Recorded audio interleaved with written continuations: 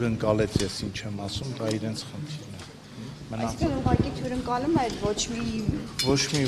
արտառոց բան չկա։ Ինչ եք ասում, որ ծնողները այդքան վրդոված էին։ Ինչ պարզաբանումներ էին ձեզանից պահանջում։ Դուք ասեցիք ամեն ինչ կարքին է, բայց երկու ծնող ասում էին մեր երեխաների անունները չտաս, այդպիսի արտահայտություններ են ասում, չհամարձակվեց ասեց վերադարձրել են, այսպիսի արտահայտություններ են ասում, բան ազան ներկայացեք ինչ էր կատարվում, որ ձեզ էին կանչել բացաբանման։ Ասեմ, ներկա հանդիպանը, ներկա հարազատ, հերոսի հարազատ, հարց ուղղեց Պողոսյանին, թե ինչ եք մտածում, ինչ պետք է արվի այն տղաների մարմինների հետ, որոնց ծնողները հրաժարվում են ընդունել, որ դա իրենց որդիների մարմիններն է։ Պողոսյանը Մասունքների հետ կապված։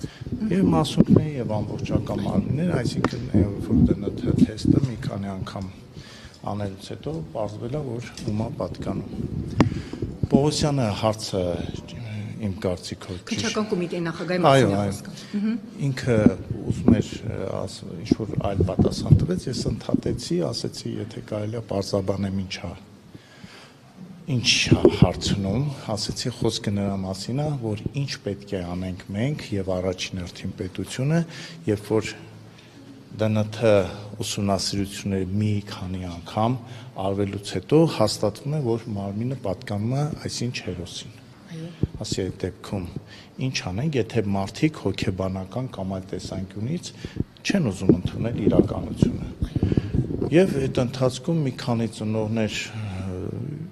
որդովեցին, որ ինչու եմ ես նման բան ասում,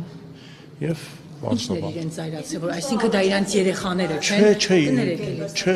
ես ոչ մի արձագանք, ես ուղղակի այդ կնոջ հարցը վերաձևակերպեցի, որ Պողոսյանը ավելի ընկալելի լինի, ինչա հարց։ Ինչ էին հայրիկները ձեզ ասում, որ ինչը չհամարձակվեք դուք ասում են Ասում եմ, տենց բան մի ասա։ Որ մեր երեխաների մարմիններն են դա։ Ասում եմ, մի ասեք, դու մեզ ինչքան հասկացավ, ասում են, տենց միտք ասելու իրավունք չունեք, տենց ինչ-որ բաներ էին բացականչում, վիրավորական արտահայտություններ, ես որ չլարվի դուրս եկա, ասեցի, եթե ինչ-որ ասելիք ունեք, եկեք դուրս ասենք եւ Սուտ լուրերը, որ Քոչյանը